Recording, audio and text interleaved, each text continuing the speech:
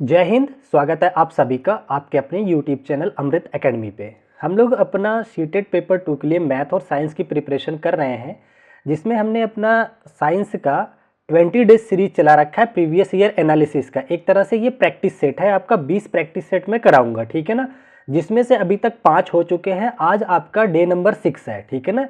6वां practice set है आपका 20 days series का। तो जो लोग अभी पिछले वाले नहीं देखे वो लोग उसे जाके देख सकते हैं। बाकी अगर किसी को कोई भी कन्फ्यूजन आती है किसी क्वेश्चन में और कॉन्सेप्ट की क्लास जाननी है तो इसी चैनल के प्लेलिस्ट में आपको कॉन्सेप्ट की वीडियो मिल जाएगी। लगभग पूरा एनसीईआरटी का 25 चैप्टर मैंने पढ़ाया है, बिल्कुल डिटेल में, फुल कंप्लीट एनसीईआरटी। तो उसे देख करके आप अपने कॉन्सेप्ट को भी क्लियर कर सकते हैं, ठीक है। तो चलिए बिना टाइम वेस्ट किए आज की क्लास को स्टार्ट करते हैं। और जो लोग चैनल पर नए हैं आप लोग प्लीज़ चैनल को सब्सक्राइब जरूर कर लें, ठीक है। आ जाइए, आपका पहला क्वेश्चन आपकी स्क्रीन पे है। बहुत ध्यान से क्वेश्चन को पढ़िएगा और कोशिश कीजिएगा इसका आंसर देने का, ठीक है ना। देखिए आपसे कह रहा है इस क्वेश्चन में कि निम्नलिखित में से कौन सा अंडप्रजक पशुओं का समुच्चय है, ठीक है ना। तो कौन से ऐसे पशु हैं जो अंडे देते हैं, ये एक तरह से क्वेश्चन है आपका, ठीक है ना। तो ध्यान से देखिए, कह रहा है बिच्छू, सर्प, चूहा। नहीं, ये सारे अंडे नहीं देते हैं, तो ये गलत हो गया। मेंढक, सर्प और मुर्गी, ये बिल्कुल सही आपका आंसर है। मेंढक भी अंडे देता है, सर्प भी अंडे देता है, मुर्गी भी अंडे देती है। उसके बाद उनके अंडे के अंदर क्या होता है, चुज्जा, मतलब कि बच्चे का जन्म होता है, ठीक है ना। तो इसने यही समुच्चय पूछा था जिसमें सारे के सारे क्या हो, अंडप्रजीव हो, ठीक है। Very nice. अगला आपसे कह रहा है चूहा, बिच्छू, पेंगुइन। नहीं, ये नहीं है, ठीक है। तो बाकी सारे काट दीजिए, आपका जो करेक्ट आंसर हो जाएगा B is the correct option, ठीक है। आगे बढ़ते हैं अपने अगले क्वेश्चन की तरफ। नेक्स्ट क्वेश्चन आपका ये आ जाता है सेकंड क्वेश्चन, ठीक है ना। इसमें देखिए सेकंड नंबर क्वेश्चन में आपसे क्या कह रहा है, कह रहा है निम्नलिखित में से कौन सी पशुओं की अलैंगिक प्रजनन प्रणाली है। देखिए अलैंगिक प्रजनन प्रणाली का मतलब होता है ऐसी प्रजनन प्रणाली जिसमें मादा और मेल और फीमेल की नीड ना होती हो, ठीक है ना। वैसे ही नए जीव का यानी नए पौधे का जन्म हो जाए, ठीक है ना, चाहे वो पौधा हो या जंतु हो, ठीक है। तो पहला आपका आ जाता है मुकुलन, जिसको कि बडिंग बोलते हैं। इसमें क्या होता है, जैसे अगर मान लो एक ये जीव है या एक पौधा है, ठीक है ना, इसके अंदर यहाँ पे एक गांठ जैसी निकल जाती है, बड्स, जिसको बड बोला जाता है। बाद में यही बर्ड्स जो है बड़े होकर के खुद इंडिविजुअल का बना लेते हैं, खुद एक पौधे का रूप या एक जीव का रूप धारण कर लेते हैं। तो इसमें कोई लैंगिक जरूरत नहीं पड़ी, ये अलैंगिक प्रक्रिया है, ठीक है। तो ए ऑप्शन आपका बिल्कुल करेक्ट है। दूसरे वाले में कह रहा है आपका फ्यूजन की बात कर रहा है, फ्यूजन की, द्विखंडन। द्विखंडन भी एक तरह का अलैंगिक होता है। इसमें क्या होता है, जैसे अगर इस तरह से कोई जीव है, बाद में ये धीरे धीरे ना बीच में ऐसे पतला होता जाता है, बीच में ऐसे ऐसे क्या होगा, पतला होता जाएगा और यहाँ से फिर ब्रेक होकर के दो अलग अलग नए जीव का निर्माण कर लेता है। तो इनके बच्चे जो होते हैं इस तरीके से एक ही मेन बॉडी से ही टूट करके बनते हैं, ठीक है ना। इस प्रक्रिया को बोला जाता है द्विखंडन बोला जाता है। तो ये भी सही है, ये भी आपका अलैंगिक में आता है। अगला कह रहा है टेस्ट ट्यूब शिशुओं के जन्म के लिए पात्र निषेचन। नहीं, देखो टेस्ट ट्यूब बेबी में क्या होता है, कृत्रिम तरीके से मेल और फीमेल के जो गैमेट्स होते हैं उन्हें फ्यूजन कराया जाता है, ठीक है ना। तो यहाँ पे तो लैंगिक हो गया क्योंकि मेल और फीमेल दोनों की नीड पड़ रही है, तो ये आपका आंसर नहीं होगा। तो देखिए ए और बी जहां दे रखा है, पहले ही ऑप्शन में दे रखा है, तो ए और बी आपके करेक्ट आंसर हो जाएंगे, ठीक है। चलो दूसरा हो गया। आगे बढ़ चलते हैं अपने क्वेश्चन नंबर 3 की तरफ। ये रहा क्वेश्चन नंबर 3। तीसरे क्वेश्चन में आपसे क्या कह रहा है, इसको जरा ध्यान से देखिए। कह रहा है कोई वस्तु पदार्थ आवेशित है या नहीं है, यह जांचने के लिए एक विद्युतदर्शी, ठीक है ना, निम्नलिखित में से कौन सा गुणधर्म उपयोग करता है।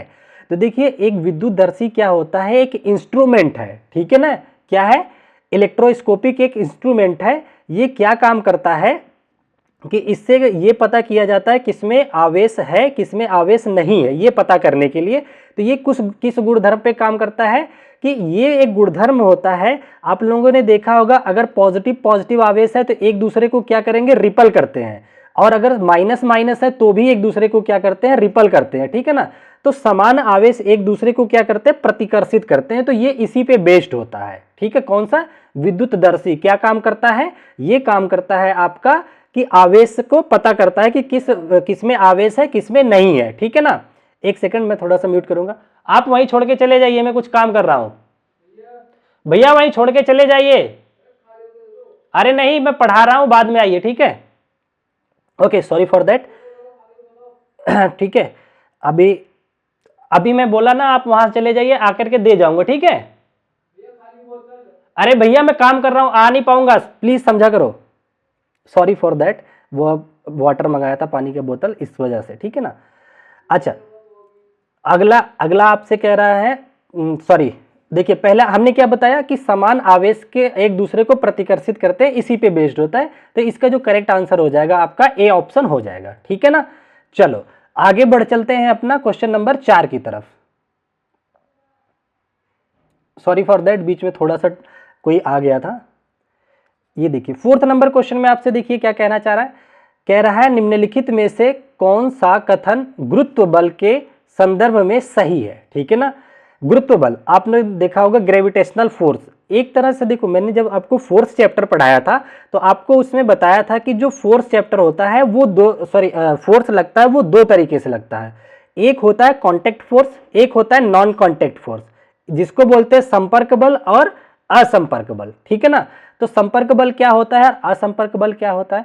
जैसे देखिए, जिस बल को अप्लाई करने के लिए हमें बॉडी को टच करना पड़ता है, ठीक है ना, वो संपर्क बल होते हैं। जैसे दो सतहों के बीच फ्रिक्शन लगता है ना, तो फ्रिक्शन अपने आप में क्या हो गया, संपर्की बल हो गया। और देखिए गुरुत्वाकर्षण बल क्या है, अगर एक वस्तु ऊपर है, अर्थ इसे खींचता है, ठीक है ना, तो इसमें कांटेक्ट की जरूरत नहीं पड़ती। तो जो हमारा गुरुत्व बल होता है, गुरुत्वाकर्षण बल होता है, ये नॉन कांटेक्ट फोर्स में आता है, ठीक है ना, यह एक असंपर्क बल में आता है। ए ऑप्शन आपका करेक्ट हो जाता है बिल्कुल। तो ये तो सही दे रखा है। आगे क्या कह रहा है, यह एक आकर्षक तथा प्रतिकर्षक दोनों होता है, नहीं, यह एक अद्वितीय बल है जो कि केवल पृथ्वी के पास होता है, नहीं, सारी वस्तुओं के पास अपना आकर्षण बल होता है। यह एक शक्तिशाली है, ठीक है, लेकिन यहाँ पे जो सबसे प्रभावी आंसर होगा, कह रहा है निम्नलिखित में से कौन सा कथन गुरुत्व बल के संदर्भ में सही है, तो ए ऑप्शन आपका बिल्कुल करेक्ट हो जाता है, ठीक है। चलो आगे बढ़ते हैं, अपना क्वेश्चन नंबर नेक्स्ट आ जाता है, क्वेश्चन नंबर 5। देखिए 5वें क्वेश्चन में क्या कह रहा है, पिछले प्रैक्टिस सेट में भी इस टॉपिक से एक क्वेश्चन आया था, तो मैंने आप लोगों को डिटेल में बताया था। इसमें आपसे कह रहा है कि सामान्य ताप तथा दाब पर एक जल का नमूना -3 डिग्री है, ठीक है ना, -3 डिग्री सेल्सियस पर जमना शुरू होता है। देखिए अगर एक्चुअल में देखा जाए तो वाटर जो फ्रीज होता है 0 डिग्री सेंटीग्रेड पे होता है, लेकिन ये कह रहा है -3 डिग्री पे हो रहा है। इसका मतलब क्या हो गया, उस वाटर में कुछ ना कुछ इंप्योरिटी मिली हुई है, सिंपल सी बात है। और मैंने आप लोगों के साथ डिस्कस किया हुआ है, जब भी किसी वाटर में इंप्योरिटी मिली हुई होती है तो वाटर का जो फ्रीजिंग पॉइंट होता है वो 0 के नीचे आ जाता है और बॉइलिंग पॉइंट 100 के अप हो जाता है, 100 से अधिक हो जाता है, ठीक है ना। क्या होता है, 100 से अधिक हो जाता है। चलो इसके क्वथनांक के बारे में आप क्या कहना चाहेंगे। तो बॉइलिंग पॉइंट कह रहा है कि 100 से 80 अधिक होना चाहिए, तो देखते हैं, कह रहा है यह 100 सेल्सियस से कम होगा, गलत है। दूसरा कह रहा है 100 डिग्री सेल्सियस से ज्यादा पर उबलेगा, बिल्कुल यही आपका करेक्ट आंसर हो जाएगा। क्यों, क्योंकि इसमें इंप्योरिटी है। कैसे पता चला, क्योंकि फ्रीज कर रहा है ये -3 पे, जबकि इसको 0 पे करना चाहिए था, सिंपल सी बात है। तो यह इसका करेक्ट आंसर आपको पता चल गया, बी ऑप्शन। अच्छा अगला क्वेश्चन आपका आ जाता है, बहुत ही प्यारा सा क्वेश्चन है, ठीक है ना, इसको भी मैं थोड़ा सा यहां लगा देता हूं। काफी बड़े क्वेश्चन देखो सीटेड बनाता है, कई बार बहुत बड़े बड़े छपता है क्वेश्चन। कह रहा है नीचे दिए गए तालिका में पाचक तंत्र के कुछ अंगों, उनके स्रावित होने वाले पाचक रसों तथा खाद्य घटक जिन पर वे कार्य करते हैं उनके नाम दिए गए हैं। कुछ स्थानों को रिक्त छोड़ दिया गया है, उसे आपको फिल करना है। चलो मैं आपको क्वेश्चन दिखाता हूँ, ये रहा, यहाँ आपके सामने ये दे रखा है। मैं क्वेश्चन थोड़ा बड़ा कर देता हूँ, हो सकता है आपको कुछ लोगों को ये साफ ना दिख रहा हो। एक सेकेंड, इसको मैं थोड़ा और बड़ा करता हूँ, अब थोड़ा सही दिख रहा होगा, ठीक है ना। ये रहा, यहां पे देखिए आपसे क्या कहना चाह रहा है, उस पर आ जाते हैं। पहला कह रहा है कि मुख से, देखिए यहां पे कह रहा है, यहां पे अंग का नाम दे रखा है, क्या क्या स्रावित होता है वो रखा है, खाद्य घटक जिस पर वो कार्य करते हैं वो रखा हुआ है, ठीक है ना। तो आपसे कह रहा है माउथ, ठीक है ना, मुंह हो गया। मुंह से क्या है, सलाइवा होता है जिसको कि लार बोला जाता है, ठीक है ना।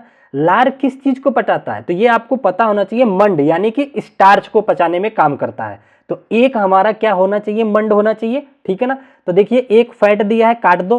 कह रहा है एक पे क्या है, प्रोटीन से, काट दो। एक पे क्या है, स्टार्च, मंड है, ठीक है। डी में क्या कह रहा है, एक में प्रोटीन है, ये काट दो। एक ही ऑप्शन है आपका करेक्ट आंसर हो जाएगा। आपको अगर नहीं भी याद है तो एक ऑप्शन से आप करेक्ट आंसर कर सकते हैं, ठीक है ना। अच्छा देखिए अगला कह रहा है अमाशय, अमाशय से पाचक रस जिसको कि हाइड्रोक्लोरिक एसिड बोला जाता है, HCl का स्राव होता है। HCl किसका पाचन करता है? HCl आपका पाचन करता है प्रोटीन को बचाता है, ठीक है ना। तो यहाँ पे देखिए 2 पे प्रोटीन आ जाएगा। यहाँ पे देखते हैं लीवर, यकृत, आपको पता होगा भूरे रंग की एक ग्रंथि होती है, सबसे बड़ी ग्रंथि होती है, और ये जो स्रावित करती है बाइल जूस का स्राव करती है। क्या? Bile juice. यहाँ पे देखिए दिया हुआ पित्तरस का स्राव करती है। और पित्तरस किसको पचाता है? मैंने 50 बार आपको बताया, वसा का पाचन करता है, फैट का पाचन करता है, वसा का। तो सारे ऑप्शन आपके सही हैं, सी ऑप्शन बिल्कुल करेक्ट हो जाएगा, ठीक है ना। तो यहाँ पे आ जाएगा आपका बाइल और यहाँ पे आ जाएगा आपका वसा, ठीक है ना। ये चीज आपको पता होना चाहिए। चलो आगे बढ़ चलते हैं नेक्स्ट क्वेश्चन की तरफ। देखिए अगला क्वेश्चन आपसे क्या कहना चाह रहा है, ध्यान से सुनिए। एक देखिए एग्रीकल्चर से रिलेटेड है, कह रहा है निम्नलिखित में से खरीफ फसलों के समुच्चय को पहचानिए, ठीक है ना। मैंने आप लोगों के भारतवर्ष में अगर फसलों की बात करी जाए तो मेनली 2 तरीके की फसलें होती है, एक आपकी रबी की फसल होती है, एक खरीफ की फसल होती है। रबी की फसलें जो हैं बोई जाती हैं आपकी किस नवंबर मिड तक बोई जाती हैं। खरीफ की फसलें जून जुलाई या उससे अगस्त वगैरह में बोई जाती हैं, क्योंकि इन्हें पानी की ज़्यादा ज़रूरत होती है, बरसात के मौसम में बोई जाती हैं, ठीक है ना। तो ये मैंने आपको याद भी कराया था। निम्नलिखित में से खरीफ फसलों का समुच्चय है धान, कपास, मूंगफली, बिल्कुल ये सही है, ये है खरीफ फसल। मक्का, सरसों आपका आ जाता है रबी में, गेहूं आ जाता है रबी में, चना और ये मटर आ जाते हैं रबी की फसल में। तो ये आपका बिल्कुल करेक्ट हो जाएगा क्योंकि आपसे खरीफ फसल पूछा था। चलो आगे बढ़ चलते हैं नेक्स्ट क्वेश्चन की तरफ। देखिए मैं दावा करता हूं कि अगर जिसने ये 20 के 20 प्रैक्टिस सेट देख लिए और कॉन्सेप्ट क्लास की जो थ्योरी वाली चैप्टर है वो देख लिए, आप यकीन मानिए 30 में से आपके 28 तो कहीं नहीं गए हैं। मान लो एक आधी सिली मिस्टेक से गलत भी हो जाता है, साइंस के 30 में से 28 के 28 आएंगे, ठीक है ना। नेक्स्ट क्वेश्चन आपसे कह रहा है कि स्तंभ ए स्तंभ बी है, मिलान करना है आपसे। कह रहा है एक धातु जो कमरे के तापमान पर तन्य नहीं है, तो आपको मिलाना है। इसको किससे मिलाना है? इधर देखिए, ग्रेफाइट, क्या पहली बात तो ग्रेफाइट धातु नहीं होती है। क्या है? फास्फोरस नहीं। जिंक, हाँ जिंक है। जिंक जो होता है देखिए कमरे के ताप पे क्या होता है, तन्य नहीं होती है, वो कठोर होती है, इतने आसानी से तनता नहीं है। तो ए का मिलान आपका किससे हो जाएगा? ए मिल जाता है आपका 3 से, ठीक है ना। तो जरा ऑप्शन चेक करते हैं, ए 3 से कहां दे रखा है।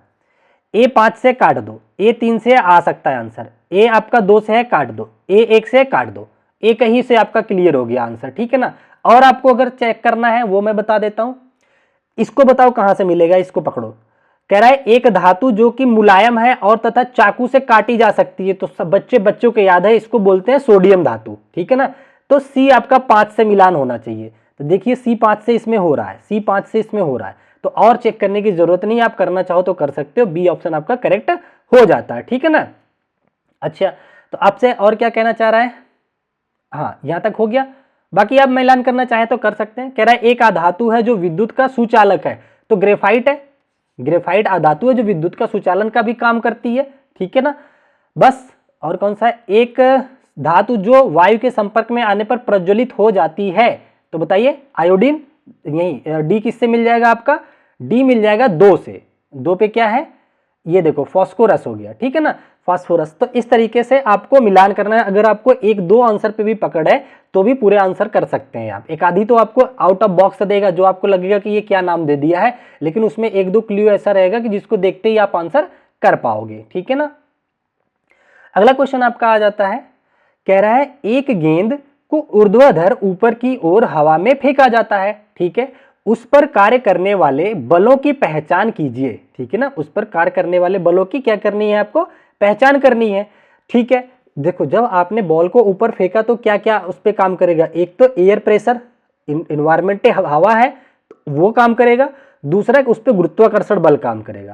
कह रहा है केवल गुरुत्वाकर्षण बल? नहीं, केवल गुरुत्वाकर्षण नहीं, कह रहा है गुरुत्व बल तथा वायु प्रतिरोधक बल, ये लग सकता है। अगला क्या कह रहा है आपसे? कह रहा है गुरुत्व बल, वायु प्रतिरोधक तथा गेंद फेंकने वाले के द्वारा लगाया गया प्रणोद बल। नहीं, प्रणोद बल नहीं काम करेगा क्योंकि गेंद हाथ से निकल चुकी है, ठीक है ना। अगला क्या कह रहा है? केवल वायु प्रतिरोधक, ये भी गलत है, तो आपका करेक्ट आंसर हो जाएगा बी ऑप्शन, ठीक है ना। समझ आ रहा है क्वेश्चन? चलो ठीक है, आगे बढ़ चलते हैं अपने अगले क्वेश्चन की तरफ। नेक्स्ट क्वेश्चन आपकी स्क्रीन पे देखिए, इसमें क्या कहना चाह रहा है। इसमें आपसे कह रहा है निम्नलिखित वाक्य को पढ़िए तथा उन शब्दों के समुच्चय की पहचान कीजिए जो रिक्त स्थानों को सही क्रम में भरते हैं। ठीक है ना, रिक्त स्थान को सही क्रम में भरते हैं। तो देखते हैं क्वेश्चन क्या कह रहा है। कह रहा है एक व्यक्ति वन है खाली स्थान से पीड़ित है यदि उसका खाली स्थान पर्याप्त मात्रा में खाली स्थान हार्मोन नहीं बनता है। तो इसको देखो ऑप्शन से करो। कह रहा है ग्वाइटर रोग। ग्वाइटर रोग आपको पता होगा थायराइड ग्रंथि से होता है, लेकिन यहाँ पे पिट्यूटरी ग्रंथि दे रखा है तो ये ऑप्शन हो ही नहीं सकता कभी। अगला कह रहा है ग्वाइटर पैंक्रियास से कोई रिलेशन नहीं है। कह रहा है मधुमेह जो है आपका थायराइड से होता है क्या? मधुमेह थायराइड से नहीं होता, थायराइड से अफेक्ट डालता है क्या? गलकंड, जिसको कि बोला जाता है ग्वाइटर। तो ये भी नहीं है, एक ही ऑप्शन बचा, आपका आंसर हो जाएगा। ये बच्चों को पता है कि मधुमेह जो होता है अग्नाशयी उससे होता है और इंसुलिन की कमी से होता है। इंसुलिन की कमी से क्या होता है? मधुमेह रोग होता है। तो आपका जो करेक्ट आंसर हो जाएगा 1, 2, 3 यहां से हो जाएगा। ठीक है ना, तो इस तरीके से आप रिक्त स्थानों की पूर्ति कर सकते हैं। अगला नेक्स्ट क्वेश्चन आपका देखिए क्या दे रखा है। ठीक है ना, अगले क्वेश्चन में आपसे कह रहा है निम्नलिखित में से कौन सा ऐसे पदार्थों का समुच्चय है जो प्रकृति से अम्लीय है। ठीक है ना, तो आपको ये देखना अम्लीय पदार्थ कौन से है। सिरका, जिसको कि विनेगर बोला जाता है, एसिड होता है, बिल्कुल सही है। नींबू लेमन रस होता है, अमाशय से HCl एसिड आता है। दही में लैक्टिक एसिड होता है, तो यही आपका करेक्ट आंसर हो जाएगा जिसमें सारे अम्लों की बात करी गई है। ठीक है ना, बेकिंग सोडा ये सारे नहीं है, तो ये आपका ऑप्शन कट जाते हैं। चलो आगे बढ़ते हैं अपने अगले क्वेश्चन की तरफ। नेक्स्ट क्वेश्चन देखिए ध्यान से, क्या कहना चाह रहा है आपसे। कह रहा है निम्नलिखित कथनों को ध्यानपूर्वक पढ़िए तथा सही विकल्प का चयन कीजिए। ठीक है ना, कथन आपके सामने दे रखा है। कह रहा है गैसें बहुत जल्दी अन्य गैसों में विसरित हो जाती हैं। बिल्कुल सही बात है, गैसें जो होती है बहुत तेजी से भागती हैं और एक दूसरे के साथ मिल जाती हैं। अभी आप सोचो एक ही रूम में ला करके परफ्यूम भी छिड़क दो, कोई और स्प्रे भी छिड़क दो, बहुत देर में बहुत जल्दी देखोगे कि वो मिक्स हो जाएंगी। ठीक है ना, ये तो सही दे रखा है। कह रहा है गैस के कण तीव्र गति से चलते हैं, ये भी सही है, तो ये इसकी व्याख्या कर रहा है, इसीलिए मिक्स हो जाते हैं, तेज भागते हैं तो मिक्स हो जाते हैं। तो इसका जो करेक्ट आंसर हो जाएगा ए और आर दोनों सही है और सही व्याख्या भी कर रहा है आर ए की। ठीक है ना, चलो यहां तक समझ गए आप। बढ़ चलते हैं अपने अगले क्वेश्चन की तरफ। यहां पे देखिए नेक्स्ट क्वेश्चन आपसे क्या कहना चाह रहा है, ध्यान से पढ़िए। कह रहा है निम्नलिखित में से सही कथनों की पहचान कीजिए। कह रहा है लकड़ी का जलना एक भौतिक तथा अनुत्क्रमणीय परिवर्तन है। पहले तो लकड़ी का जलना रासायनिक परिवर्तन होता है। क्यों? क्योंकि लकड़ी जल के राख बन जाती है, तो ये तो कट ही गया, रासायनिक भौतिक है ही नहीं। दूसरा कह रहा है पानी का उबलना एक रासायनिक है। नहीं, पानी उबलता है वापिस आ जाता है उसी फॉर्म में, कुछ नया नहीं बनता है, तो ये भी कट गया, ये भौतिक होता है। अगला कह रहा है आपसे कि लकड़ी को बुरादे में बदल देना एक भौतिक है तथा अनुत्क्रमणीय, बिल्कुल सही है। लकड़ी को बुरादे में काट दिया, लकड़ी तो लकड़ी है लेकिन फॉर्म जो है चेंज हो गया, तो बुरादा ये भौतिक परिवर्तन हो गया। अनुत्क्रमणीय कि अपने आप लकड़ी नहीं बनेगी, बुरादा अपने आप कभी लकड़ी नहीं बनता है, तो ये सही है। बाकी डी ऑप्शन भी देख लेते हैं। अच्छा, तो यहाँ सी है, तो इसमें आंसर इस तरीके से करना है, ओनली ए नहीं, ए और बी नहीं, सी और बी तो है नहीं, ये भी काट दो, केवल डी, तो ये आपका डी ऑप्शन हो जाएगा। ठीक है ना, तो जैसे भी देगा, अगर हमारा कॉन्सेप्ट क्लियर है तो हम कैसे भी आंसर को कर सकते हैं। ठीक है, आगे बढ़ चलते हैं अगले क्वेश्चन की तरफ।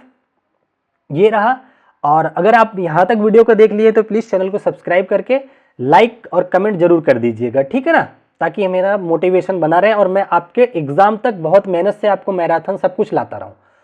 अच्छा देखिए, अगले क्वेश्चन में आपसे कह रहा है कमरे के ताप पर ताजे जल का घनत्व तो 1 दे रखा है, सूर्यमुखी के तेल का घनत्व तो 0.92 दे रखा है, इससे कम दे रखा है, अल्कोहल का घनत्व तो 0.8 ग्राम दे रखा है। आपसे कह रहा है जानकारी को उपयोग करते हुए सही कथन का पहचान कीजिए। ठीक है ना, देखिए क्या होता है, जिसका घनत्व कम होता है वो अपने से भारी घनत्व वाले के ऊपर तैरता है। ठीक है ना, जैसे देखिए कोई वस्तु है जिसका मान लो घनत्व है 2, तो वो इन तीनों में डूब जाएगा। अधिक घनत्व वाला हमेशा क्या होता है, डूब जाता है, ये बात का ध्यान रखना है। ठीक है ना, अच्छा यहां पे देखते हैं, पहला कह रहा है ए वाला, कह रहा है कि जो वस्तु अल्कोहल में तैरती है वह सूर्यमुखी के तेल में भी अवश्य तैरेगी।